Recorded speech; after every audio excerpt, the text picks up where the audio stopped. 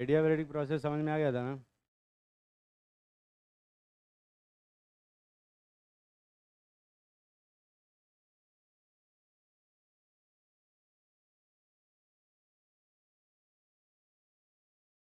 देखो, enthalpy of reaction, pressured energy and activation energy. यहाँ से बेसिकली जो थर्मोडायनेमिक्स का केमिस्ट्री वाला पोर्शन है वो स्टार्ट होता है। हाँ, यहाँ से थर्मोडायनेमिक्स ना बोल के इसको थर्मो केमिस्ट्री बोला जाता है, पर क्योंकि ये थर्मो का ही पार्ट है इसको थर्मोडायनेमिक्स के अंदर ही रखेंगे। एक ही चैप्टर है थर्मोडायनेमिक्स थर्मो केमिस्ट्री। और यहाँ से ऑफिशियली केमिस्ट्री वाला जो पोर्शन है थर्मोडायनेमिक्स का वो पढ़ेंगे अपन। और ये ज़्यादा इम्पोर्टेंट है, इससे ही ज़्यादा क्वेश्चन आते हैं। पर इस चैप्टर में मेनली जो इम्पोर्टेंट चीज़ होती है वो है डेफिनीशन। अगर तुम्हें डेफिनीशन हर एक चीज़ की क्लियरली समझ में आती है, सिर्फ याद नहीं, समझ में भी आती है, तो चीज़ों को सॉल्व करना थोड़ा सा आसान हो जाता है।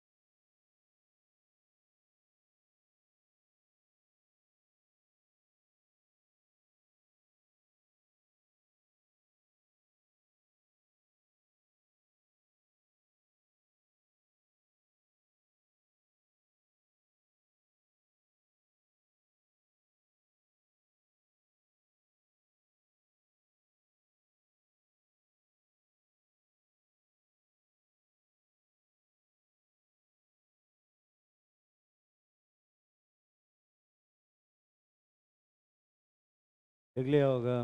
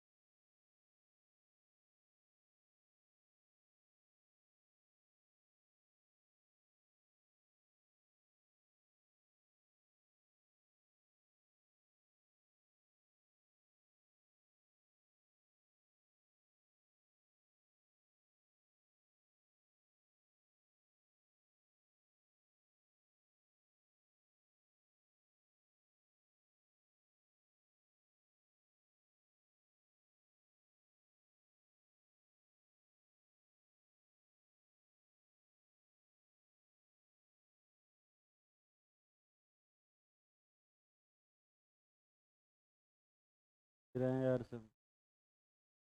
लिख लिया ना? कितने लोग लिख रहे हो? काफ़ी सारे लोग हैं यार, जल्दी लिखो।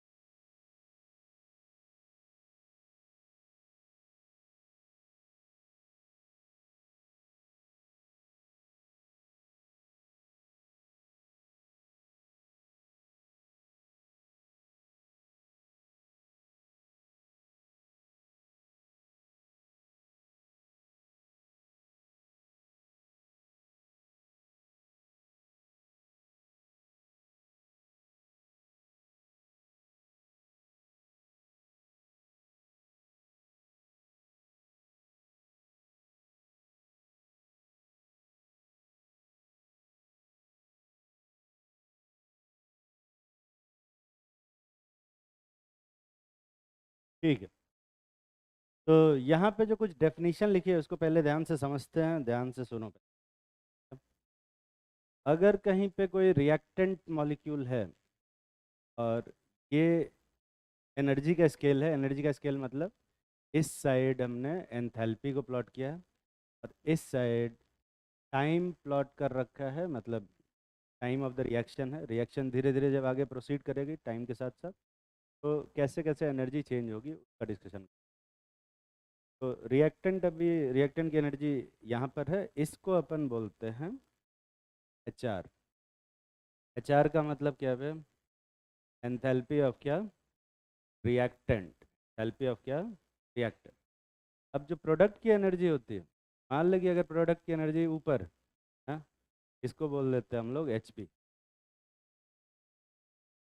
इसकी एनर्जी ज़्यादा है, रिएक्टेंट की या प्रोडक्ट की? इस प्रोसेस में जब रिएक्शन होगी तो इस प्रोसेस में रिएक्टेंट से प्रोडक्ट में चेंज होने में एनर्जी एब्जॉर्ब होगी या रिलीज होगी?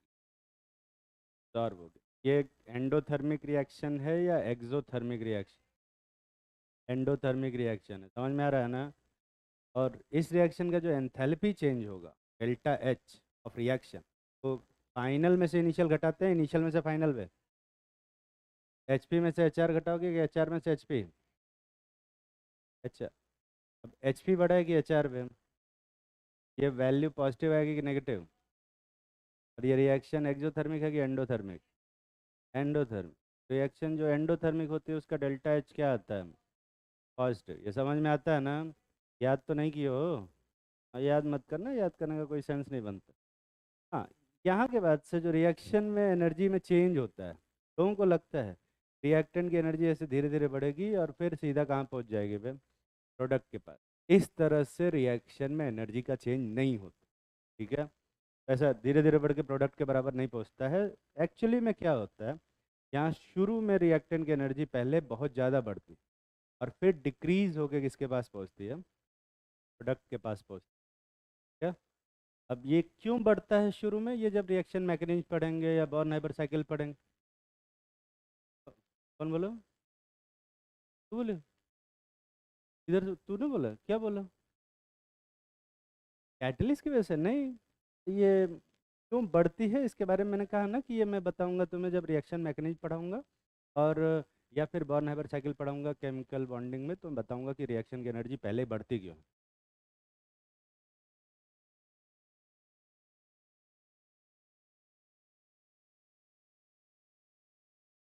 हाँ हाँ, पर एंडोथर्मिक रिएक्शन भी तो होती है।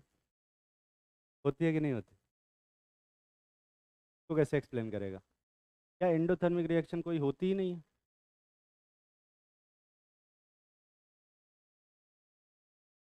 बिल्कुल है। ठीक है। तो इनिशियली क्या होता है, एनर्जी बढ़ती है और ये जो पीक एनर्जी है, जिस एनर्जी को क्रॉस करने के बाद ये रिएक्टेंट प्रोडक्ट में कन्वर्ट होता है, इसी एनर्जी को हम लोग कौन सी एनर्जी बोलते हैं? थ्रेशोल्ड एनर्जी बोलते हैं, एक्टिवेशन एनर्जी नहीं बोलते। ठीक है? एक्टिवेशन एनर्जी नहीं बोलते। इस एनर्जी को हम लोग कौन सी एनर्जी बोलेंगे? Threshold energy. ठीक है? अब ये जो थ्रेशोल्ड एनर्जी है, ऑब्वियसली रिएक्टेंट मॉलिक्यूल के पास पहले से कुछ एनर्जी है, ऐसे में ये रिएक्टेंट को पूरा थ्रेशोल्ड एनर्जी के बराबर एनर्जी देने की जरूरत नहीं है। इसको कितनी एनर्जी देने की जरूरत है भाई? ये थ्रेशोल्ड एनर्जी माइनस HR। ये जो एनर्जी होती है इसको अपन क्या बोलते हैं? हम एक्टिवेशन एनर्जी बोलते हैं ना। तो थ्रेशोल्ड एनर्जी और एक्टिवेशन एनर्जी में डिफरेंस समझ में आता है? अरे समझ में आ रहा है कि नहीं आ रहा है? अगर डेफिनेशन देखोगे ना तो थ्रेशोल्ड एनर्जी और एक्टिवेशन एनर्जी की डेफिनेशन ऑलमोस्ट सेम है, और इसीलिए मोस्ट ऑफ द टाइम लोगों को थ्रेशोल्ड एनर्जी और एक्टिवेशन एनर्जी में कंफ्यूजन होता है। क्या यहाँ थ्रेशोल्ड एनर्जी की डेफिनेशन लिखा हुआ है, the minimum energy required to for a reactant to change into product is called threshold energy. और ये एक्टिवेशन एनर्जी है वो लिखा हुआ है, the minimum energy that must be given to the reactant to convert into product is called activation energy, है ना। अब दोनों का डेफिनेशन बहुत ज़्यादा सिमिलर, पर दोनों का जो रिप्रेजेंटेशन है वो काफ़ी डिफरेंट। ठीक है, दोनों एनर्जी आपस में काफ़ी डिफरेंट। जितना एनर्जी चाहिए किसी रिएक्टेंट को प्रोडक्ट में कन्वर्ट होने की के लिए उसको हम थ्रेशोल्ड एनर्जी बोलते हैं, और जितना एनर्जी हम देते हैं किसी रिएक्टेंट को प्रोडक्ट में कन्वर्ट होने के लिए उसको हम एक्टिवेशन एनर्जी बोलते हैं। लोगों के दिमाग में आता है कि जितना चाहिए उतना ही तो देंगे, दोनों बराबर ही होंगे। अ, इसको अपन ऐसे समझ सकते हैं कि जैसे मान लो कि तुम किसी शॉप पे गए, मॉल में गए घूमने। अभी इसको में कौन सा बढ़िया मॉल घूमने के लिए है? लुलु मॉल। सुनने में ही कितना गंदा लगता है। पलाशी वाला मॉल थोड़ा सा सोफिस्टिकेटेड भी लगता है, बढ़िया भी है। क्या? तू लुलु जाता है? हाँ, तो शक्ल से पता भी चलता है वहीं जाता होगा तू। तो कोई फ़र्क नहीं पड़ता, तुम किसी भी मॉल जाओ, वहाँ पे अगर किसी शोरूम में जाते हो, मान लो तुम्हें कोई शूज़ पसंद आ गए, ठीक है ना। नाइकी के शोरूम में घुसे, एडिडास के, अभी आजकल कौन सा बढ़िया शूज़ चलता है, कैचर के शोरूम में घुसे और तुमने वहाँ जूते के ऊपर देखा कि 8,500 रुपये लिखा हुआ, तो क्या करोगे वे? तुम्हारे पास 500 रुपये हैं।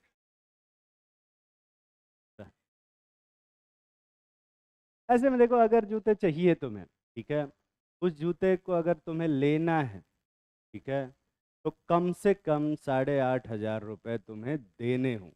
ये जो 8,500 रुपये हैं, ये तुम्हारा थ्रेशोल्ड एनर्जी बनता है। उससे कम पैसे दोगे तो जूते नहीं मिलेंगे।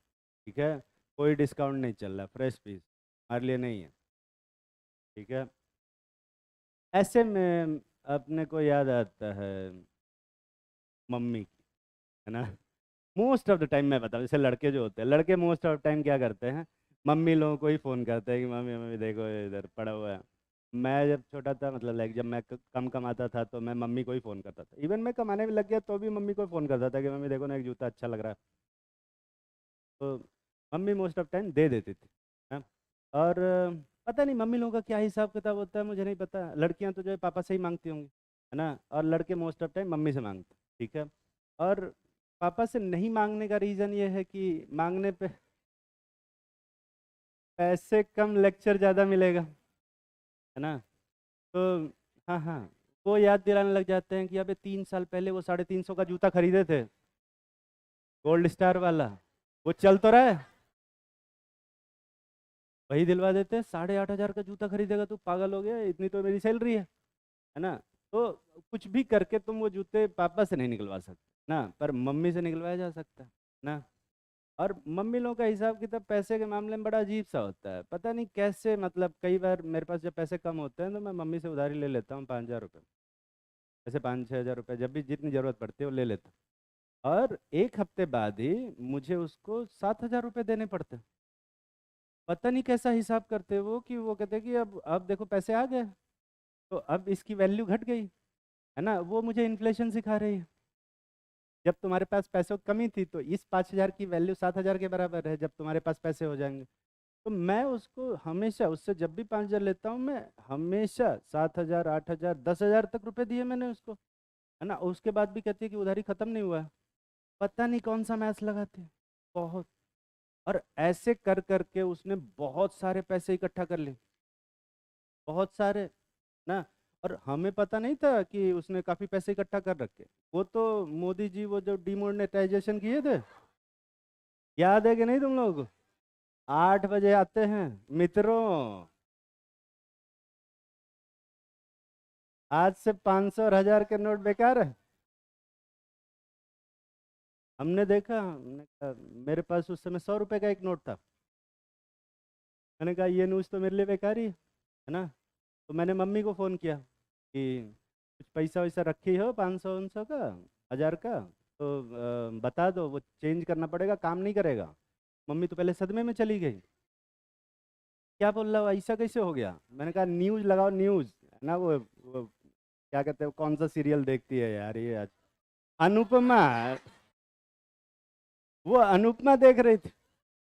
यार ये अनुपमा में क्या चल रहा होता है, मैं मजाक नहीं कर रहा हूँ। एक बार मैं ऐसे ही कि ये क्या देखती रहती है अनुपमा में, मैंने देखा, मुझे अच्छा लगने लग गया। फिर मैंने उसे तुरंत बंद किया कि मैं यही ना देखने लग जाऊं। वो अनुपमा देख रही थी, उसने चैनल चेंज किया और फिर उसने देखा, उसको सदमा लग गया। मैंने उससे पूछा कितना पैसा रखी हो, तो कह रही अरे पैसा कहाँ रखते हो, तुम लोग देते हो पैसा? अपने बाप से पूछो, मेरी पूरी जिंदगी खराब हो गई, ये करके पूरा शुरू, ये पूरा शुरू कर दिया दूसरे दिन फोन करते मुझे 1 बजे।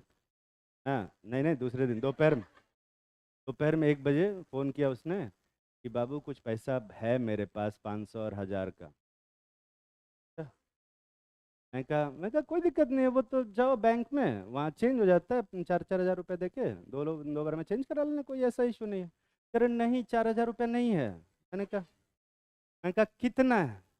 कह रही है 3.5 लाख। मैं कहा 3.5 लाख तुमने कहाँ से रखे हैं? कह रहे वो तुम्हें बताने की जरूरत नहीं है। और फिर भाई साहब, तो फिर मैंने कहा फिर पापा को बताओ कुछ। कह रहे पापा को बताएंगे वो पूरा रख लेंगे। फिर वो मोदी जी को करी आ रही है, बोले थे कि 15 लाख देंगे, ये हमारा भी ले रहे हैं 3.5 लाख भी। फिर हम कुछ करके ऐसा कहा ठीक है मैं आता हूँ। फिर मैं गाड़ी लेके गया, उससे सारे पैसे लिए, क्योंकि मेरा सब वाइट मनी था, तो मैंने अपने अकाउंट में जमा किया और फिर उसके अकाउंट में ट्रांसफ़र किए 2 3 बार में। तब तब जाके मुझे पता चला कि मेरी मम्मी इतनी अमीर है, पैसे कुछ नहीं देती थी मुझे वो। तब फिर मैं उससे पैसे लेना शुरू किया, जबरदस्ती, और फिर कम पैसे देता था मैं उसको। तो मम्मी लोगों को क्या होता है ना, एक और रीजन होता है, मम्मी लोग इस तरह से काला पैसा जमा करके रखी रहती है ना। और दूसरा रीजन ये होता है कि मम्मी लोगों को कन्विंस करना बहुत आसान होता है ना, वो बहुत आसानी से कन्विंस हो जाते हैं। मैं उनको बहुत आसानी से कन्विंस कर सकता हूँ कि ये जूते मेरी पढ़ाई के लिए कितने इंपॉर्टेंट है,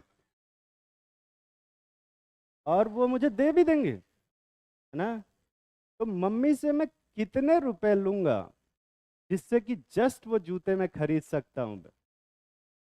पैसे तो मैं 10 हज़ार लूंगा, है ना। पर क्योंकि मिनिमम की बात हो रही है, मेरे पास 500 रुपये पहले से हैं, और उस जूते को खरीदने के लिए मुझे मम्मी से कितना मिनिमम रुपया लेना पड़ेगा? 8 हज़ार रुपये लेना पड़ेगा। वो 8 हज़ार रुपये मेरा क्या बनेगा भैया? Activation energy. और 8,500 क्या बनेगा? Threshold energy. समझ में आ रही है बात? ये डिफरेंस होता है थ्रेशोल्ड एनर्जी और एक्टिवेशन एनर्जी। ठीक है, छाप लो, फोटो बना लो।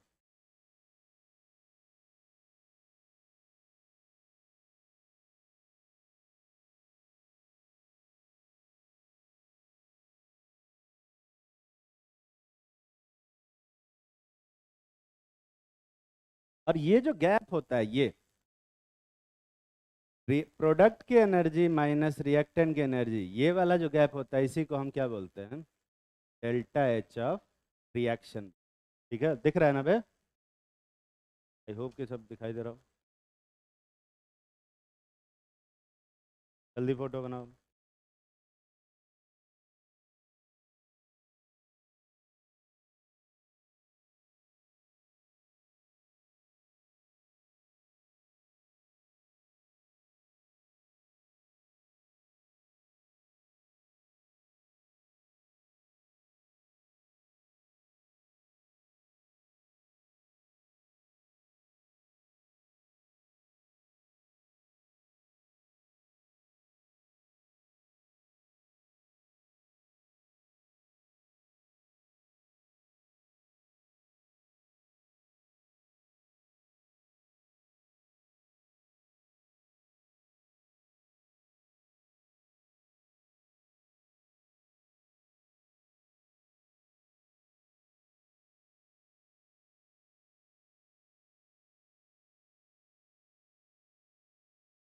बना लिया होगा। सेम ऐसे ही अगर मैं एक एक्सोथर्मिक प्रोसेस का ग्राफ बनाता हूँ, हाँ, और ऐसे में मान ले कि रिएक्टेंट की एनर्जी यहाँ है और प्रोडक्ट की एनर्जी यहाँ नीचे है, ठीक है। रिएक्टेंट से प्रोडक्ट में जाते टाइम ऐसे एनर्जी का चेंज नहीं होता, ठीक है। पहले रिएक्टेंट की एनर्जी क्या होती है, बढ़ती है, और बाद में क्या होती है, घटती है। ये डिस्टेंस यहाँ से यहाँ तक वाला डिस्टेंस कितना है, एच आर। और ये क्या है बे, एच पी। एच आर ज़्यादा है कि एच पी? एच आर से एच पी मतलब रिएक्टेंट से प्रोडक्ट में कन्वर्ट होंगे तो एनर्जी डिक्रीज हो रही है कि इंक्रीज हो रही है? डिक्रीज हो रही है, मतलब एनर्जी एब्जॉर्ब होगी कि रिलीज है? रिलीज। तो डेल्टा एच जो आएगा इस प्रोसेस में क्या आएगा, नेगेटिव आएगा। तो ये रिएक्शन एक्सोथर्मिक है या एंडोथर्मिक? एक्सोथर्मिक का डेल्टा एच क्या होता है, नेगेटिव। यहाँ पर ये वाला जो डिस्टेंस है इसको अपन क्या बोलेंगे, थ्रेशोल्ड एनर्जी। और ये वाला डिस्टेंस को अपन क्या बोलेंगे, एक्टिवेशन। समझ में आ रही बात? और यहाँ से लेके यहाँ तक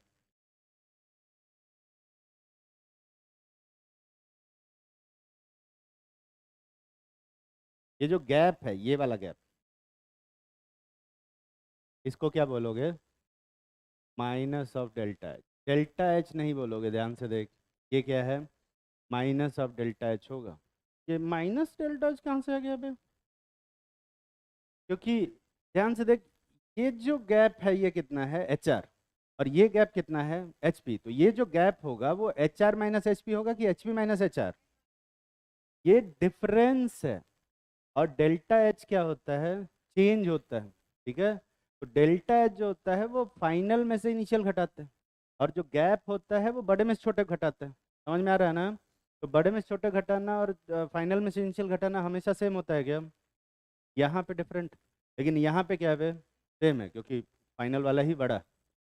आई होप कि तुमको समझ में आ रहा हो क्या बकवास कर रहा हूँ। आ रहा है ना बे? ठीक। एक बात बताओ, ये एंडोथर्मिक का एक्टिवेशन एनर्जी ज़्यादा होता है या एक्सोथर्मिक का एक्टिवेशन एनर्जी ज़्यादा होता है? फोटो देख के बता सकते हो?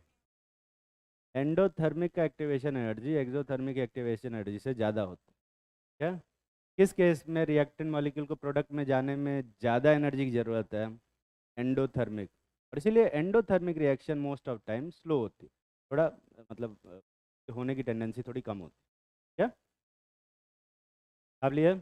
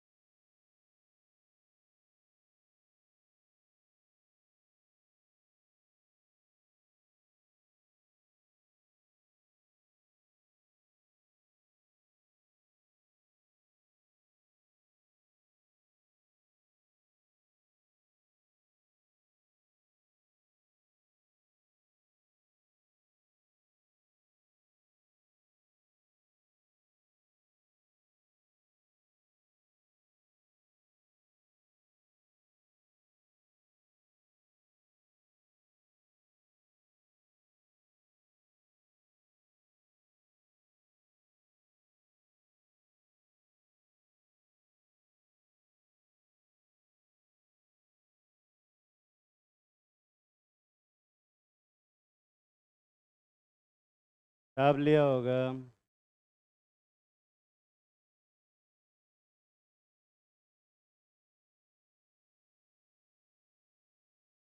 वो दोनों फिर एक साथ बैठे हो, कल एक ही साथ गायब भी थे, हाँ? और फिर एक साथ टी शर्ट पहन के नहीं आया हो।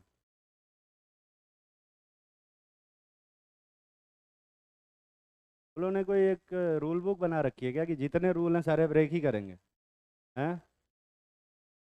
यहाँ के बैठ सर।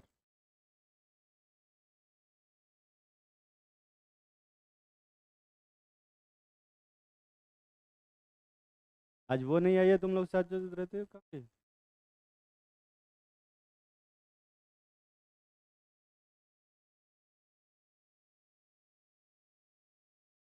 तुझे क्या सुनाई दिया?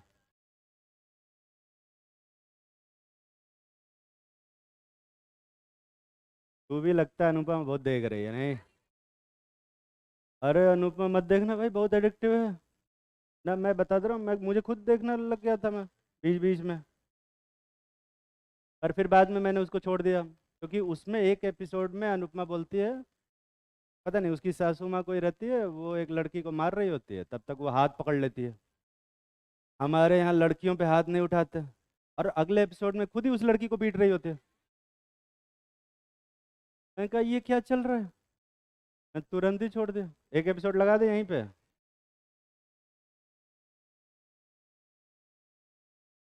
आप लिए एक बहुत छोटा सा क्वेश्चन करते हैं, लिखो।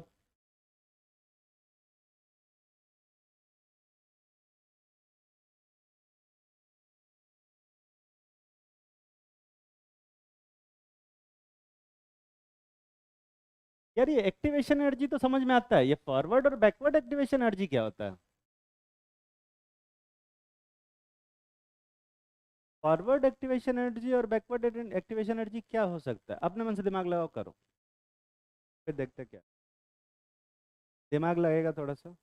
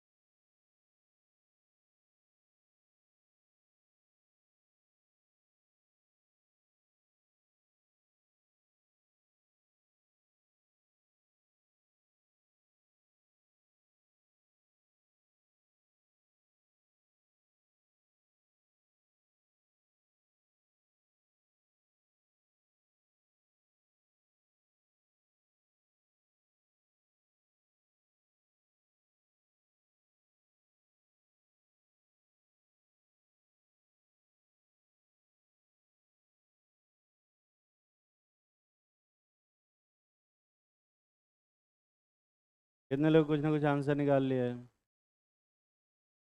इससे ज़्यादा टाइम नहीं लगेगा,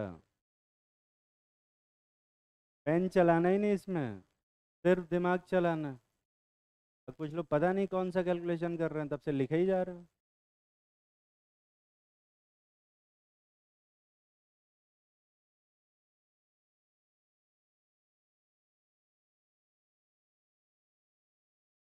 ये प्राणी कहाँ गई भाई, इधर बैठती थी जो? अरे तू दोनों के बीच में बैठती ना कोई। और तेरी तबीयत खराब थी, वो उधर जिसकी तबीयत खराब थी वो दोनों नहीं, भगा दिया तूने उनको?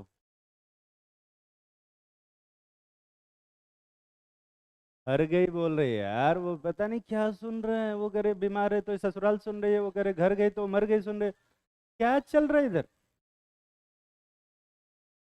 अपना अपना प्रिडिक्शन लगा रहे हैं सब। क्वेश्चन देखते हैं। रिएक्ट फॉरवर्ड एक्टिवेशन एनर्जी का मतलब ये है कि रिएक्टेंट से प्रोडक्ट में कन्वर्ट होने में कितना एनर्जी की जरूरत है। रिएक्टेंट से वो थ्रेशोल्ड एनर्जी की डिस्टेंस कितनी है वे? 50। और प्रोडक्ट से वो थ्रेशोल्ड एनर्जी की डिस्टेंस कितनी है? 30। तो मान ले कि ये थ्रेशोल्ड एनर्जी है, ये थ्रेशोल्ड एनर्जी वाला कर्व है ये, ठीक है? तो यहाँ से रिएक्टेंट कितना दूर है? ये 50 किलो जूल नीचे, ये समझ में आ रहा है ना? और यहाँ से इस पॉइंट से प्रोडक्ट कितना नीचे है वे? 30 किलो। ये समझ में आ रहा है या नहीं आ रहा? ये तभी पॉसिबल हो सकता है ऐसी सिचुएशन, ठीक है? अब पूछे क्या है? डेल्टा एच, और डेल्टा एच होता क्या है? Final minus initial. अब अगर तुम्हें जरा सा भी कॉमन सेंस आता है, तो ये रिएक्टेंट में से प्रोडक्ट को घटाने से आता है या प्रोडक्ट में से रिएक्टेंट को? भी प्रोडक्ट में से रिएक्टेंट को घटाने से आता है। तो ये वाला लेंथ तुम HP में से HR घटा के निकाल सकते हो, और चाहो तो इसमें से इसको घटा के भी निकाल सकते हो। दिख रहा है ना? तो ये लेंथ कोई बता सकता है कितना आएगा? 20। और चाहो तो ये फॉर्मूला भी याद कर सकते हो, डेल्टा HR जो होता है ये F माइनस ये बी के बराबर। फार्मूला याद रखोगे या दिमाग लगाओगे भाई? तुम्हारी जो इच्छा। ठीक है। कुछ लोगों के फार्मूले के बिना मन नहीं लगता है, इसलिए फार्मूला लिख दे रहे हैं। वैसे मुझे लगता है कि ये लेंथ 50 किलो जूल है और ये लेंथ 30 किलो जूल है, तो ये लेंथ कितना होगा ये मतलब बताने की ज़रूरत नहीं होनी चाहिए। क्या? इसके लिए फार्मूला निकालने की ज़रूरत नहीं है, तुम बेसिक दिमाग लगा के भी कर सकते।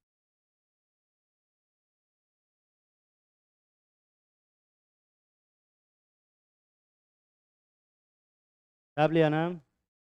कितने लोग अपने मन से सही से आंसर निकाल पाए थे? पूछा है थोड़ा। ठीक है, काफ़ी सारे लोग। बाकी लोग समझे ना बे? सुबह। अरे इसको निकाला तूने? ठीक। ये समझ में आ रहा है? ये पूछ रहा हूँ मैं। हाँ, ठीक है। ध्यान से सुना, अगर अंग्रेजी बोलते पता चलता है तुझे? कम ही बोलता हूँ मैं, मतलब जो जितना भी थोड़ा बहुत आता है उतना बोलते समझ में आता है ना? तो नहीं आता है मुझे तो ज़्यादा ये भी नहीं करता। उतनी ही ज़रूरत भी है। देखो, एंथैल्पी ऑफ फिजिकल चेंज। अब एंथैल्पी जो होती है वो तीन दो टाइप की होती है। एक फिजिकल चेंज में एंथैल्पी और दूसरा केमिकल चेंज में एंथैल्पी। फिजिकल चेंज में तीन तरह के एंथैल्पीज के बारे में पढ़ना है। एक है एंथैल्पी ऑफ फ्यूजन, जिसका सिंबल डेल्टा एच और नीचे फ्यूजन लिखा रहता है। दूसरा एंथैल्पी ऑफ वेपराइजेशन, जिसका symbol delta H of vap है। और तीसरा है एंथैल्पी ऑफ सब्लिमेशन। फ्यूजन क्या होता है भाई? जिसमें लिक्विड गैस में चेंज होता है कि गैस लिक्विड में चेंज होता है? लिक्विड सॉलिड में चेंज होता है। फ्यूजन क्या होता है? जिसमें सॉलिड लिक्विड में चेंज होता है। अगर कोई सॉलिड है और वो लिक्विड में कन्वर्ट हो रहा है, इस प्रोसेस को अपन क्या बोलते हैं? फ्यूजन। तो इस प्रोसेस में जो एंथैल्पी चेंज होगा उसको अपन क्या बोलेंगे? Enthalpy of. समझ में आ रही है बात? अच्छा, इस प्रोसेस में सॉलिड से लिक्विड में कन्वर्ट करने में इसमें एनर्जी देना पड़ेगा कि इसमें एनर्जी रिलीज होगी? हाँ। आइस को मेल्ट करने के लिए उसको गर्म करते हैं कि उसको ठंडा करते हैं? गर्म करेंगे तो मेल्ट होता है। समझ में आ रही है बात? तो आइस को हीट देंगे तब मेल्ट होगा कि उसमें से हीट निकालेंगे तब वो मेल्ट होगा? हीट देना पड़ेगा उसको। ये प्रोसेस में एनर्जी एब्जॉर्ब हो रही है कि रिलीज? एब्जॉर्ब। आइस मेल्ट होता है तो ठंडा लगता है गर्मी लगता है? ठंडा लगता है। हाँ। इस प्रोसेस में एनर्जी एब्जॉर्ब हुआ कि रिलीज हुआ? एब्जॉर्ब। ये प्रोसेस एक्सोथर्मिक है कि एंडोथर्मिक? इस प्रोसेस का डेल्टा एच क्या होगा? पॉजिटिव। ये हमेशा पॉजिटिव होगा, कभी कभी नेगेटिव भी हो सकता है? हमेशा ही पॉजिटिव। अच्छा, एंथैल्पी ऑफ वेपराइजेशन देखते हैं। वेपराइजेशन क्या होता है? लिक्विड से सॉलिड की सॉलिड से लिक्विड? लिक्विड से गैस। तो अगर कोई लिक्विड है और वो चेंज हो रहा है H2O गैस में, इस प्रोसेस में जो एंथैल्पी चेंज होगा जिसको हम एंथैल्पी ऑफ वेपराइजेशन बोल। इस प्रोसेस में एनर्जी एब्जॉर्ब होगी कि रिलीज? अरे बोल। रिलीज कौन बोल रहे हो? पानी को गर्म करके उड़ाने के लिए उसको गैस पे रखोगे कि उसको फ्रिज में डालोगे? मतलब उसको गर्म करेंगे कि ठंडा करेंगे बे? मतलब हीट दे रहे हैं कि हीट निकाल रहे हैं उसमें से? ये एंडोथर्मिक है कि एक्सोथर्मिक? तो थोड़ा दिमाग ही लगा ले भाई। तू भी अनुपमा देखती है। तो इस प्रोसेस ये एक्सोथर्मिक है कि एंडोथर्मिक? एंडोथर्मिक। तो डेल्टा एच क्या होगा इस प्रोसेस का? ये हमेशा पॉजिटिव होगा, कभी कभी नेगेटिव भी हो सकता है? हमेशा ही होगा। ठीक है। और अगला प्रोसेस है एंथैल्पी ऑफ सब्लिमेशन। सब्लिमेशन क्या होता है? लिक्विड से सॉलिड की सॉलिड से लिक्विड? सॉलिड से सीधा गैस? अच्छा।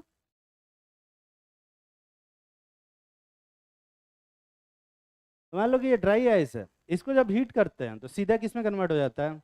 इस प्रोसेस को हम क्या बोलते हैं? सब्लिमेशन। और इस प्रोसेस में जो एंथैल्पी चेंज होगा उसको क्या बोलेंगे? Enthalpy of sublimation. समझ में आ रही है बात? इस प्रोसेस में एनर्जी एब्जॉर्ब होगी कि रिलीज वे? एब्जॉर्ब। डेल्टा ये एंडोथर्मिक है कि एक्सोथर्मिक? डेल्टा एच इसका क्या होगा? ये हमेशा पॉजिटिव होगा, कभी कभी नेगेटिव भी होगा? हमेशा ही हो। तकलीफ में हो? जल्दी से छाप।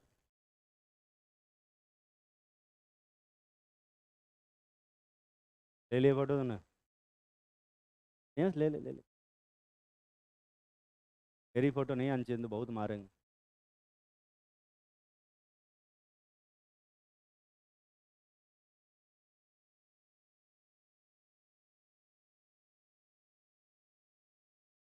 कर अब। अरे तो हाँ हाँ, क्या बोला है तुझे कान में? नहीं नहीं, बोल, क्या बोला?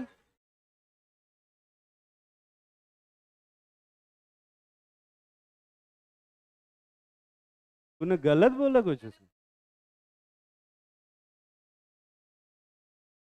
तूने सुना उसने क्या बोला? देख वो तो मुझे पता है, तेरी शक्ल देखे तू अच्छा तो कुछ नहीं है बोला होगा।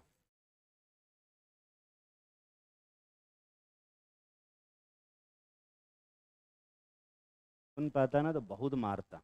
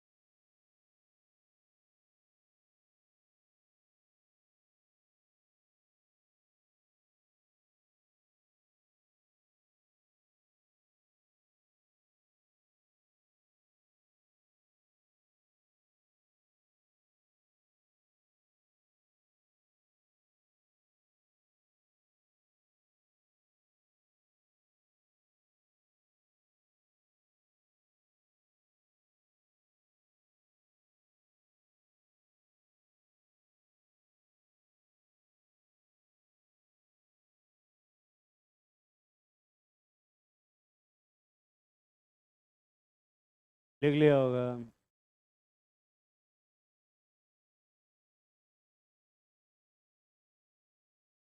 देखो डेफिनेशन हर एक एंथैल्पी का बढ़िया से याद किया रहना। क्या?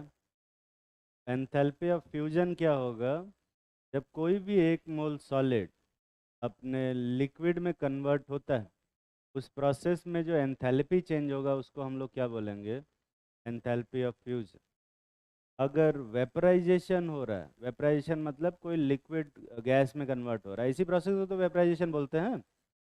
अगर कोई लिक्विड, एक मोल लिक्विड अपने गैसियस स्टेट में कन्वर्ट होता है, वेपर फेज में कन्वर्ट होता है, तो इसको हम लोग क्या बोलते हैं? वेपराइजेशन। और इस प्रोसेस में जो एंथैल्पी चेंज होता है उसको हम लोग क्या बोलते हैं? Enthalpy of vaporisation.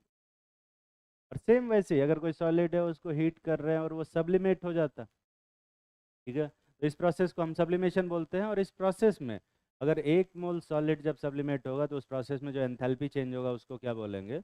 Enthalpy of sublimation. बहुत।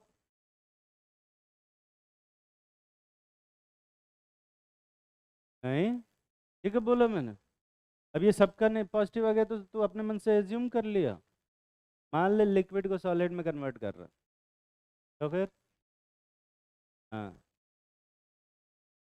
ये कब पढ़ा है मैंने? अपने मन से कुछ चीज़ें प्रिज्यूम मत किया करो जब तक मैंने बोला नहीं है। तीन एग्जाम्पल देखे, तीनों में पॉजिटिव, तो enthalpy of physical change positive ही आएगा हमेशा। ये कहाँ बोला मैंने? मेरा कहने का मतलब ये था कि अगर फ्यूजन हो रहा है एक मोल बार, तो उसको हम एंथैल्पी ऑफ फ्यूजन बोलेंगे। अगर वेपराइजेशन हो रहा है 1 मोल लिक्विड का तो उसको हम एंथैल्पी ऑफ वेपराइजेशन बोलेंगे। और 1 मोल सॉलिड अगर सब्लिमेट हो रहा है तो उस प्रोसेस में जो एंथैल्पी चेंज होगा उसको अपन क्या बोलेंगे? Enthalpy of sublimation. जो प्रोसेस हो रहा है उस प्रोसेस की एंथैल्पी चेंज को हम एंथैल्पी ऑफ दैट प्रोसेस बोलते हैं। लाइक अगर मैं किसी को थप्पड़ मार रहा हूँ, उस प्रोसेस में जो एंथैल्पी चेंज होगा उसको अब क्या बोलेंगे वे? Enthalpy of slapping. समझ में आ रहा है ना? कुछ भी, कोई भी एक रैंडम प्रोसेस है, उस प्रोसेस को 1 मोल बार कराओ, ठीक है, उस प्रोसेस की एंथैल्पी चेंज को क्या बोलेंगे? Enthalpy of that process. ठीक है ना बे? अच्छा, कभी कभी ना मुझे बड़ा कन्फ्यूजन होता है। किसी किसी सॉलिड को जब हम हीट करते हैं, जैसे आइस को हीट करते हैं, आयरन को हीट करते हैं, या फिर कोई भी सॉलिड होता है, मोस्ट ऑफ टाइम जब हीट करते हैं वो पहले लिक्विड में कन्वर्ट होता है और बाद में किस में कन्वर्ट होता है? गैस। और किसी किसी सॉलिड को, जैसे कैम्फर हुआ, ड्राई आइस हुआ, कपूर हुआ, इन सब को हीट करते हैं तो लिक्विड में नहीं कन्वर्ट होते, सीधा गैस में कन्वर्ट हो जाता है। तो ऐसा क्यों होता है कि कुछ सॉलिड मेल्ट होते हैं हीट करने पे और कुछ सॉलिड सब्लिमेट हो जाते हैं हीट करने में? मतलब ये कैसे होता है? मतलब ऐसा कैसे हो सकता है?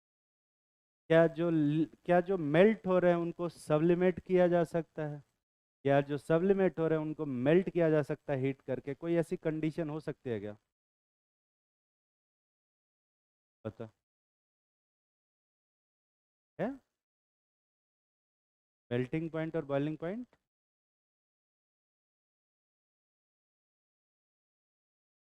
मेल्टिंग पॉइंट लो होना चाहिए। मेल्टिंग पॉइंट लो होगा तो वो सब्लिमेट हो जाएगा।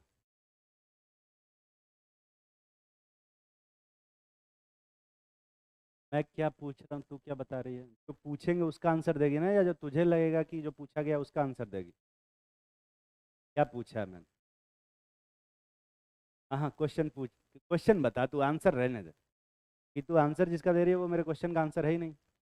पहले तू क्वेश्चन बता, क्योंकि मुझे पता है कि तुझे क्वेश्चन ही नहीं पता। क्वेश्चन क्या है? तो फिर आंसर किस चीज़ का दे रहे थे? जो तुझे ऐसा लगा कि जो पूछा गया उसका ना, वो नहीं देना होता है। हमेशा यही तो सिखा रहे हैं इतने साल से। हमेशा जो पूछा जाए उसका आंसर देना चाहिए। बैठ जा। कोई भी पूरी क्लास में ये बता सकता है क्या? तू कुछ कहना चाहता है?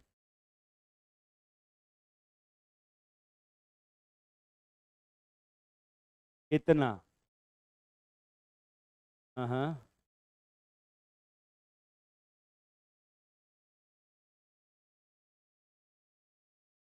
होता होगा। और कोई? अगली क्लास में पता करके बता। एक छोटा सा क्वेश्चन करते हैं। अब इस क्वेश्चन में कोई भी वैल्यू नहीं दे रखी है। वैसे ये क्वेश्चन मैं तुम्हें बताऊं है फिजिक्स का। फिजिक्स में इस टाइप का क्वेश्चन तुम्हें कराया गया होगा।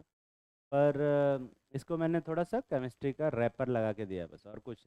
बस ऐसा लगता है कि ये केमिस्ट्री का है, थोड़ा मोल वोल लगा दिया है, लेकिन ये है टोटली फिजिक्स का क्वेश्चन।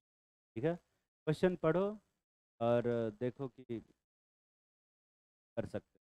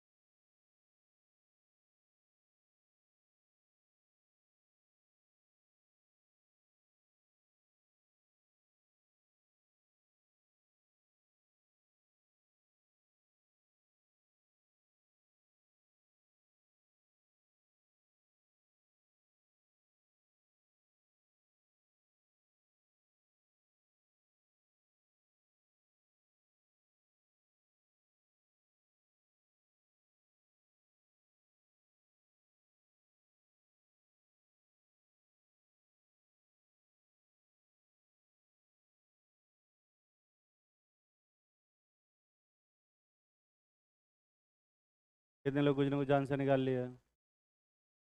चलो मैं तुम लोग थोड़ी सी हेल्प कर देता हूँ। मान लो कि जो वेट ऑफ आइस प्रोड्यूस है वो कितना है वे? डब्ल्यू। एक्स तो दिया ही हुआ। डब्ल्यू।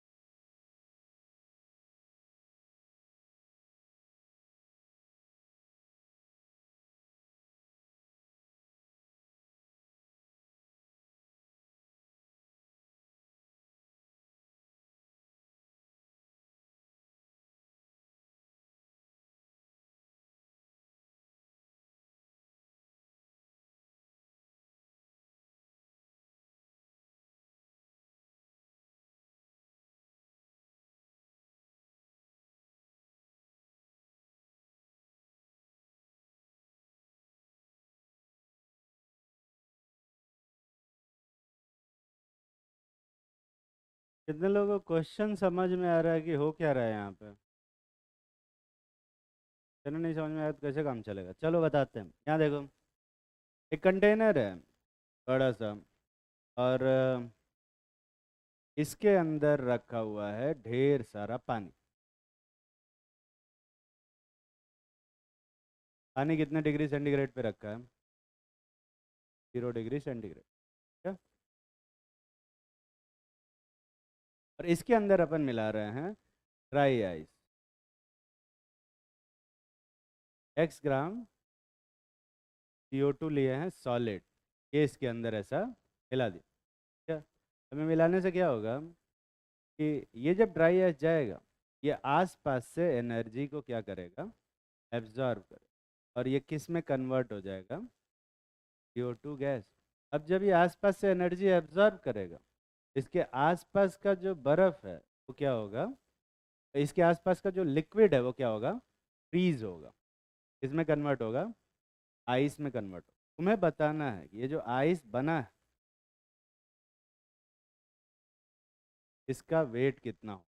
क्या? मान लो कि डब्ल्यू। ये करना है। करो अभी। अब तो करो। कुछ लोग कहेंगे अभी भी कहाँ कुछ कर पाएंगे। अब इसके बाद दिमाग की जरूरत पड़ेगी ना भाई, थोड़ा लगाओ। जिनके पास नहीं है वो देखे कि कैसे कर।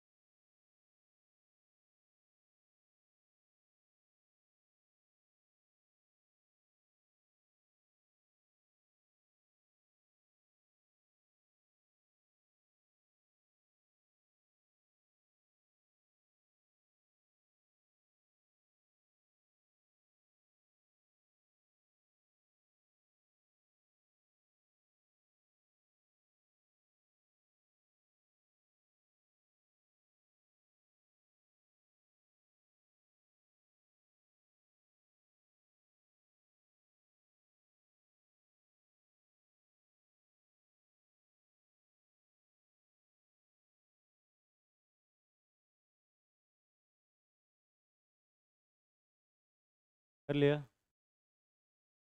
तो आया ही होगा। कितने लोग कुछ ना कुछ एक्सप्रेशन लिख लिया जिसको सॉल्व करने से आंसर आ जाएगा? ये अजीब बात है, क्या कर रहे हैं सब। आइस क्या, अच्छा।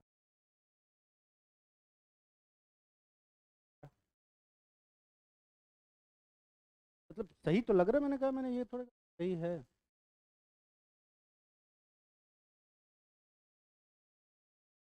Z minus pi.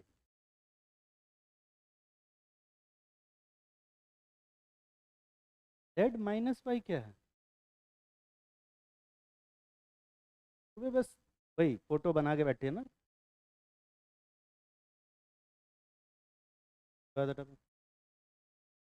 इंटीग्रेशन क्यों कर रही हो? इंटीग्रेशन नहीं करे वो। कहाँ इंटीग्रेशन करने की जरूरत पड़े? वो तो पता चल रहा। कोई भी जो कुछ भी किया हो। पाई माइनस जेड क्या है?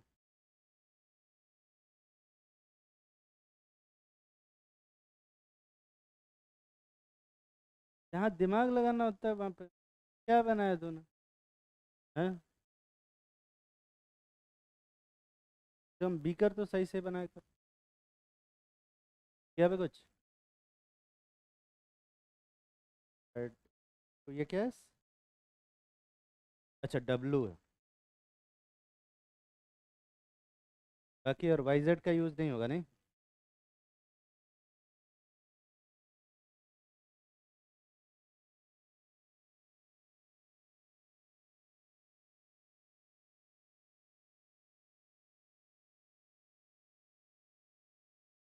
आर्ट की क्लास नहीं है इसमें, दुनिया भर का कलर।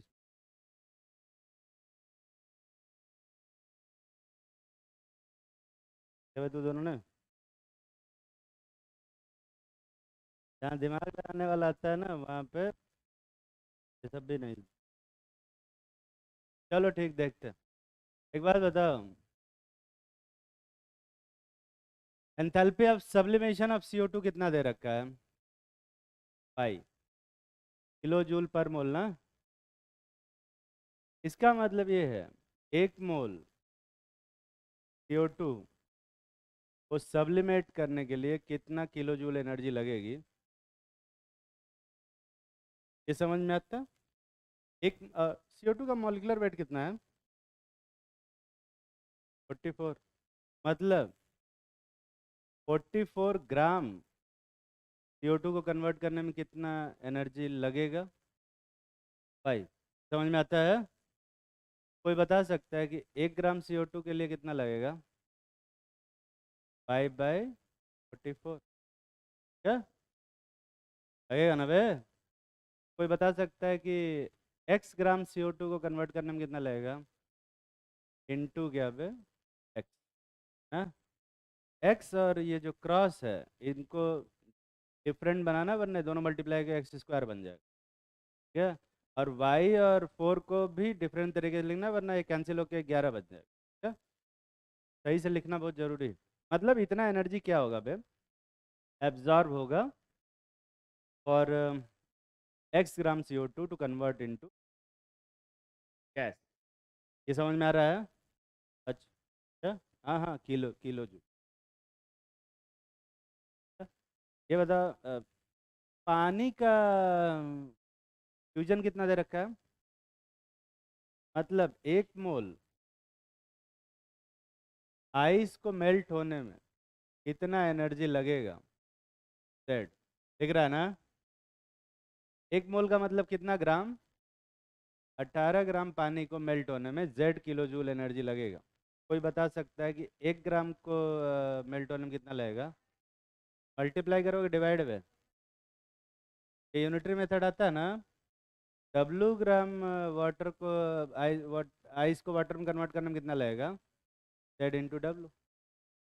उतना हीट, ये हीट लगा है, heat absorb by CO2 solid, और ये heat release by H2O liquid, कौन ज़्यादा होगा? क्योंकि एनर्जी कैन बी क्रिएटेड और कैन बी क्या बोलो, डिस्ट्रॉयड। अरे जितना एनर्जी क्रिएट होता है उतना ही एनर्जी क्या होता है, डिस्ट्रॉय होता है, क्योंकि एनर्जी हमेशा क्या रहता है, कंजर्व रहता है। तो एनर्जी एब्जॉर्ब है वो एनर्जी रिलीज के क्या होगी, बराबर होगी। तो pi into x divide by 44 किसके बराबर आएगा? Z into W divided by क्या? 18। क्या इसको सॉल्व करके W की वैल्यू बताई जा सकती है? अरे बता सकते हो ना? कितने लोग ये एक्सप्रेशन एटलीस्ट अपने मन से सही से लिख पाए थे? निकाला है सही? हाथ क्यों नहीं उठा रहे? सही है। नहीं, सब कुछ 0 डिग्री सेंटीग्रेड पे। एनर्जी कहाँ जाएगा? क्या? ठीक, लिखो। हाँ हाँ, मुझे मालूम है घर जाने बहुत जल्दी है तुम्हें। देखो, एंथैल्पी ऑफ केमिकल चेंज। मैं सोचा था इतना ही पढ़ाऊंगा, पर केमिकल चेंज पढ़ा था। और केमिकल चेंज वाला थोड़ा सा ज़्यादा इम्पोर्टेंट, क्योंकि केमिस्ट्री पढ़ रहा है। क्या हुआ? Chemical change. अभी तक एंथैल्पी ऑफ क्या पढ़ा रहे थे? फिजिकल चेंज ना। अब फिजिकल चेंज वाला जो एंथैल्पी है और जो एनर्जी है, ये सब फिजिक्स वाले सर ज़्यादा पढ़ाएंगे, ज़्यादा डिस्कस करेंगे। मैं क्योंकि केमिस्ट्री पढ़ा रहा हूँ, तो केमिस्ट्री वाला पोर्शन ज़्यादा डिस्कस। ठीक है, ऐसे डिस्कस दोनों जगह होना चाहिए। एंथैल्पी ऑफ केमिकल चेंज में सबसे पहली एंथैल्पी है एंथैल्पी ऑफ फॉर्मेशन। ठीक है, और ये एंथैल्पी ऑफ फॉर्मेशन इतना ज़्यादा इम्पोर्टेंट है कि इसको हम डेल्टा एच एफ से रिप्रेजेंट करते हैं। डेल्टा एच के आगे अगर स्मॉल एफ लगा हुआ है, इसका मतलब ये क्या रिप्रेजेंट कर रहा है? फॉर्मेशन ना। तुमने देखा होगा एंथैल्पी ऑफ सब्लिमेशन को enthalpy of delta H of S U B लिखा हुआ है। फ्यूजन को पूरा फ्यूजन लिखा हुआ है। और वेपराइजेशन को भी वी ए पी लिखा हुआ है ना। पर फॉर्मेशन को सिर्फ क्या लिखा है बे? F, हाँ। और एंथैल्पी ऑफ फॉर्मेशन बहुत ज़्यादा इंपॉर्टेंट होता है। अगर ये समझ में आता है एंथैल्पी, बाकी सारी एंथैल्पी समझ में आ जाती है। लिखो, चेंज इन एंथैल्पी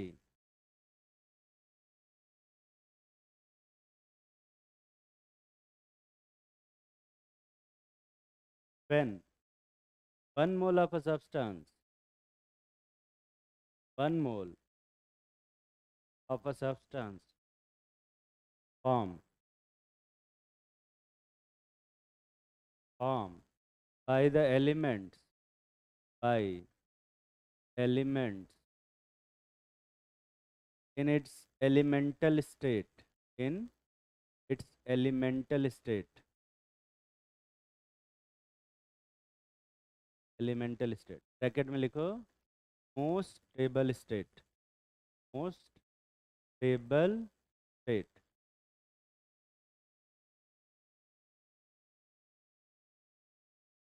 किसी भी एलिमेंट का जो सबसे ज़्यादा स्टेबल स्टेट होता है, उसी को हम लोग क्या बोलते हैं? एलिमेंटल स्टेट बोलते हैं। ठीक है, एलिमेंटल स्टेट जानते हो ना तुम लोग क्या होता है? किसी एलिमेंट के कितने एलिमेंटल स्टेट हो सकते हैं बे? हाँ, एक बे, तीन कौन बोल रहा है इधर से? किसी भी एलिमेंट का जो मोस्ट स्टेबल स्टेट होगा, एक ही तो होगा। मोस्ट स्टेबल क्या होता है? तो सबसे ज्यादा स्टेबल हो। और सबसे ज्यादा स्टेबल स्टेट एक होगा कि तीन चार होंगे बे? एक ही होता है। ऐसा लड़कियों टाइप नहीं कि चार पांच बेस्ट फ्रेंड है ना, ऐसा कुछ नहीं होता। तो बेस्ट का मतलब एक ही होता है ना। मोस्ट स्टेबल का मतलब एक ही होता है। ठीक, जैसे अगर मैं बात करता हूँ नाइट्रोजन का, तो मान ले नाइट्रोजन गैस है, N2 गैस है, N3 गैस है, N2 लिक्विड है, N2 सॉलिड। नाइट्रोजन इन सभी स्टेट्स में रहता है। ठीक है, नाइट्रोजन का सबसे ज्यादा स्टेबल स्टेट कौन सा है? N2 या N3 पे? N2। और उसमें भी लिक्विड वाला या सॉलिड वाला? इसको अपन बोलते हैं नाइट्रोजन का एलिमेंटल स्टेट। तकलीफ में हो? अगर कहीं एलिमेंटल स्टेट लिखा हो तो पहचान लोगे ना कि ये एलिमेंटल स्टेट होगा। एक छोटा सा question, which of the following represent the elemental state? Which of the following represent the elemental state of an element?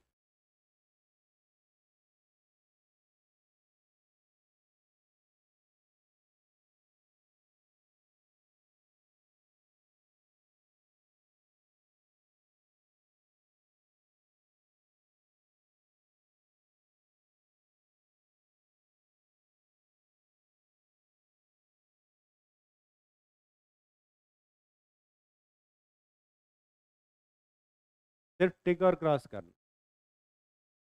और मैं सजेस्ट करूँगा कि पहले सारा क्वेश्चन लिख के बैठे नहीं रहे, पहले पहला वाला लिखे और उसको टिक करे, क्रॉस करे, फिर दूसरा वाला छापे। ठीक है। ज़्यादातर लोग इस क्लास में क्या करते हैं, एकदम उल्टा करते हैं। पहले सारा क्वेश्चन छापते हैं 10 मिनट लगा के, और फिर उसके बाद बैठे रहते हैं, सर्वे नहीं करते। तो कहते हैं कि यार हम क्या करेंगे, वो सामने है ना, पैसा दिए इनको, यही करेंगे। क्या क्लियर कर दें जरा? अरे यहाँ तुझे दिख रहा है ना, इधर तुझे दिखेगा, बाकी किसको नहीं दिखाई दे रहा? हाँ ठीक है, आ जा इधर। इतनी सारी जगह खाली है यहाँ, तो लोगों को दिखाई दे रहा है ना क्या लिखा है? अरे इधर बोले, यहाँ यहाँ यहाँ, एकदम क्लियर दिखेगा।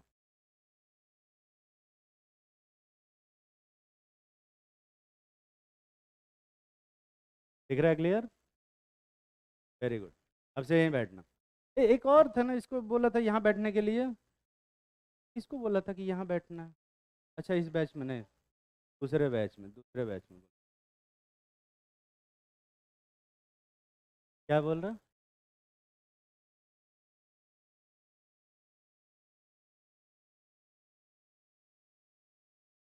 मेरा आईक्यू कमज़ोर हो जाएगा यहाँ रहूँगा तो।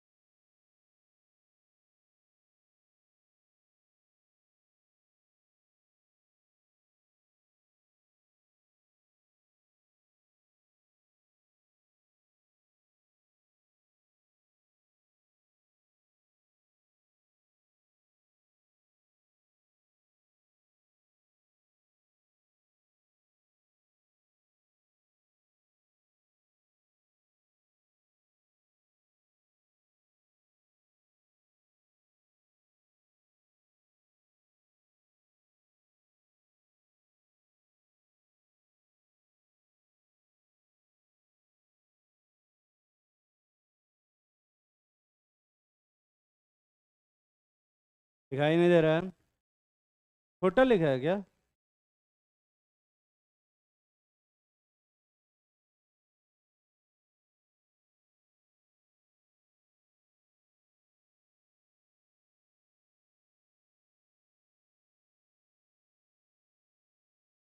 ये दिख रहा है सही? येलो?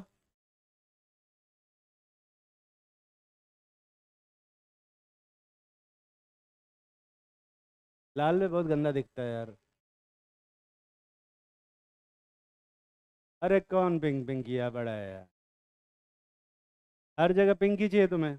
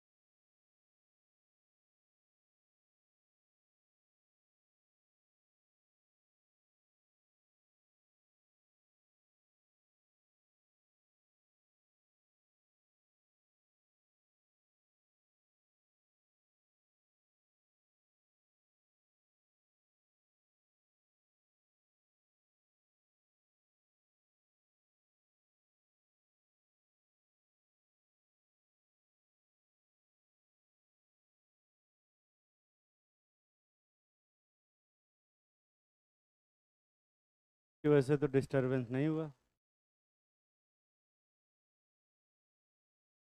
उसके बोलने से वजह से डिस्टरबेंस तो नहीं हो रहा, तेरे हंसने की वजह से ही हो रहा था।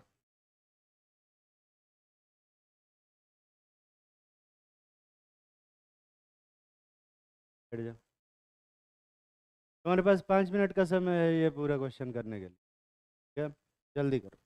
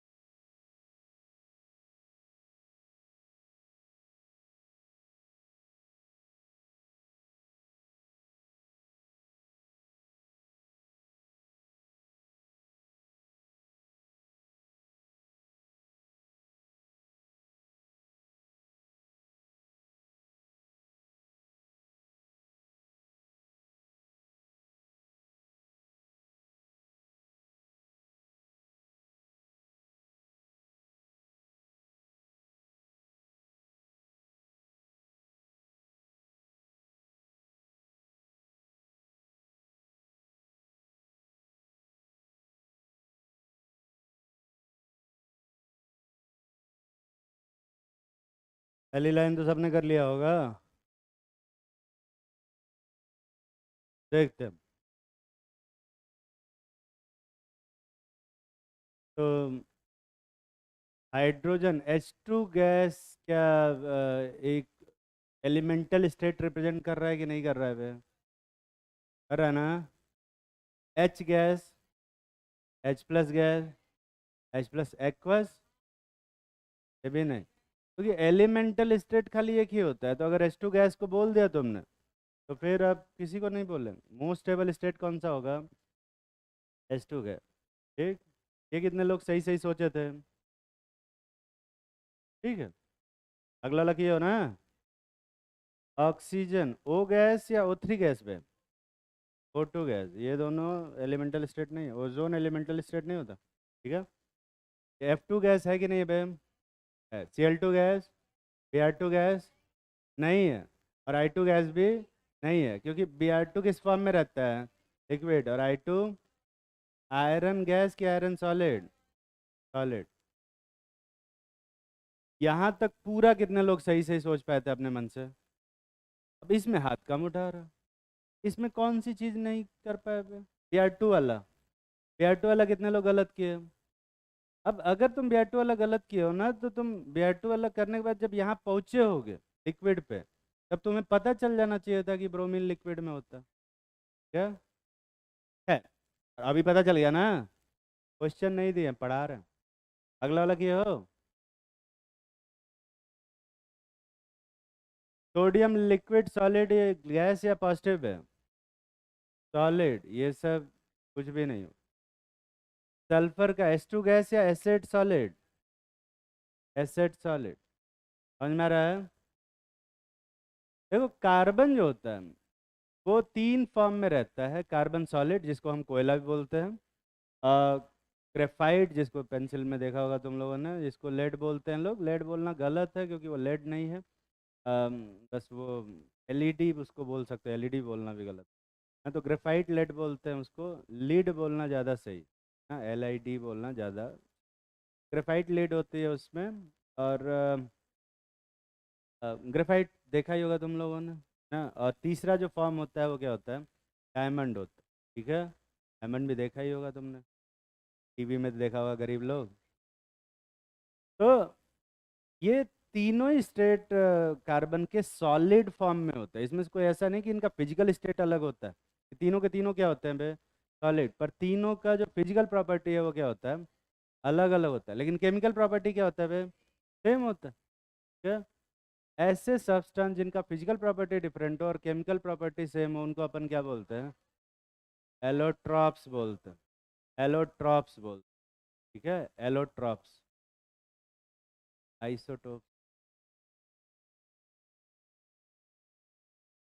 हाँ हाँ, पर उनका स्पीड स्लो होता है। क्या समझ में आ रही बात?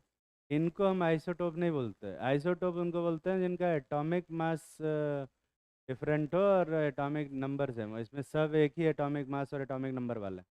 क्या? इनको अपन क्या बोलते हैं बे? एलोट्रॉप। इन तीनों एलोट्रॉप्स में से सबसे स्टेबल स्टेट कौन सा है? ग्रेफाइट। कितने लोगों को लगता है कार्बन सॉलिड एलिमेंटल स्टेट बनेगा? हाथ उठाओ। पूछा हाथ उठाओ। छोटा छोटा हाथ उठा रहे सब। दो लोग। और कोई? कितने लोगों को लगता है कि ग्रेफाइट मोस्ट स्टेबल स्टेट है? और कितने लोगों को लगता है कि डायमंड मोस्ट स्टेबल स्टेट है? डायमंड पे कोई हाथ नहीं उठा रहा। सबसे हार्ड मटेरियल कौन सा होता है? डायमंड। सबसे ज़्यादा स्टेबल स्ट्रक्चर किसका होता है? डायमंड। हाँ। सबसे ज़्यादा थर्मली स्टेबल कौन होगा? ग्रेफाइट। ना, ये नहीं होता।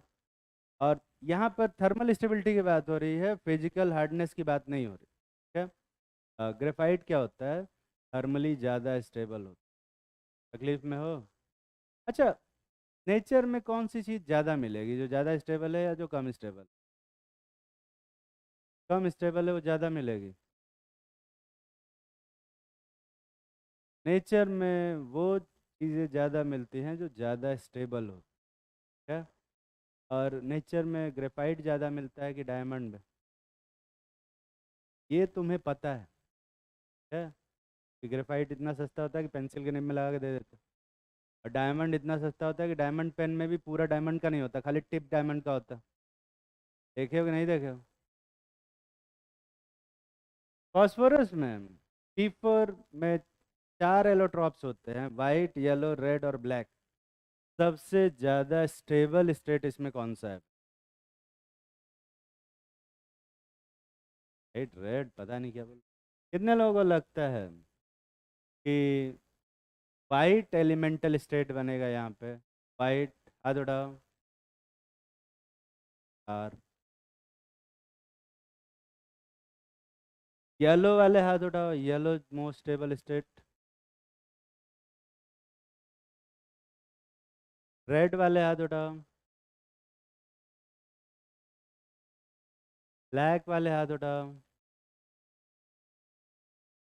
अरे फेवरेट कलर नहीं पूछ रहे हैं भाई।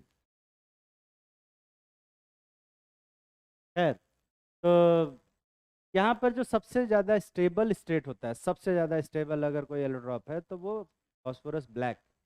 ठीक है, black phosphorus most stable state होता है। और इसीलिए इसमें से एलिमेंटल स्टेट कौन सा बनेगा? वाइट वाला। अब देखो क्या है ना, यहाँ पर वाइट वाला पी4 वाइट, ये बहुत ही ज़्यादा अनस्टेबल स्टेट ना। पर एलिमेंटल स्टेट में हम पी4 वाइट को ही रखते हैं। पी4 वाइट फॉस्फोर वाइट फॉस्फोरस इतना ज़्यादा अनस्टेबल होता है कि उसको पानी में डुबा के रखते हैं, कहीं हवा से रिएक्ट ना कर ले। ठीक है, जानते हो कि नहीं जानते? हाँ, पानी से रिएक्ट नहीं करता। ठीक है। और बाकी जो हैं वो बहुत ही ज़्यादा स्टेबल होते हैं। जैसे ब्लैक फॉस्फोरस तुमने देखा होगा, वो माचिस की तीली पे ऊपर डिब्बे लगा रहता है। वो रेड वाला भी लगा रहता है और वाइट वाला भी, सॉरी, ब्लैक वाला भी लगा रहता है। वो इतना ज़्यादा स्टेबल है कि आपस में भी अगर माचिस तीली आपस में लड़ते हैं तो उससे आग नहीं लगती इसको, इसीलिए उसको सेफ्टी मैच बोला जाता है। पढ़े हो ना ये सब? इसके बारे में ज़्यादा डिटेल से आगे पढ़ाएंगे। हाँ। ये कितने लोग वैसे सही से पहचान पाए थे ये पूरी ये वाली लाइन? ठीक। ये वाला तो सब पहचान लिए होगे बे। अमोनिया गैस कि अमोनिया लिक्विड? हाँ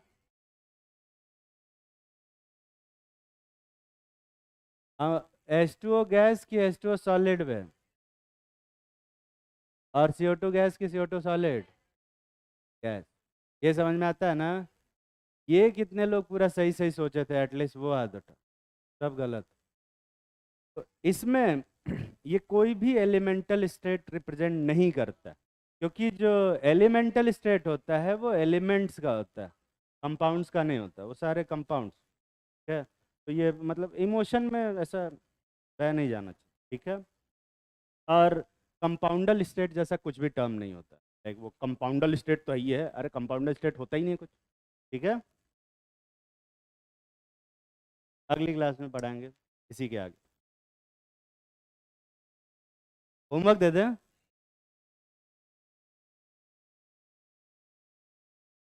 लिखो एक छोटा सा क्वेश्चन, मत करना, लिख तो लो। Which of the following represent enthalpy of formation of product? हाँ, which of the following reaction represent enthalpy of formation of product, that is enthalpy of reaction is equal to enthalpy of formation of product? इसमें से कौन सी reaction, कुछ reaction लिख रहे हैं, तुम्हें बताना है कि इसमें से कौन सी reaction enthalpy of formation of product represent कर रही है। मतलब अबे छोड़े नहीं अभी क्लास, वो जाके उधर बतियाने लग गए। दोनों खड़े हो जाओ, दोनों खड़े हो जाओ, दोनों। आज के बाद से केमिस्ट्री क्लास में नहीं बैठ सकते तुम दोनों, ठीक है? तो केमिस्ट्री क्लास में मत आना, ठीक है ना? बैठ जाओ, बैठ जाओ, बैठ जाओ। दिख मत जाना केमिस्ट्री क्लास में, भगाएंगे बहुत बढ़िया से। और वैसे मुझे धक्के मार के निकालना अच्छा तो नहीं लगता, और तुम दोनों को निकालने में मुझे बहुत मज़ा आएगा। ठीक, दिख मत जाना अगली क्लास में, ठीक? और अगली क्लास सिर्फ तभी तुम कर पाओगे जब दोनों में से दोनों के गार्जियन आएंगे। दोनों के एक ही गार्जियन तो नहीं है ना? आई होप कि अलग अलग हो ना। तो दोनों के गार्जियन में से कोई भी गार्जियन आएगा, मिलेगा, तभी क्लास अटेंड कर, उसके बाद नहीं कर पाओ। ठीक, क्वेश्चन क्या करवा रहे थे? कुछ रिएक्शन लिख रहे हैं, तुम्हें बताना है कि इसमें से कौन सी reaction enthalpy of formation of product represent कर रहा है। ठीक है,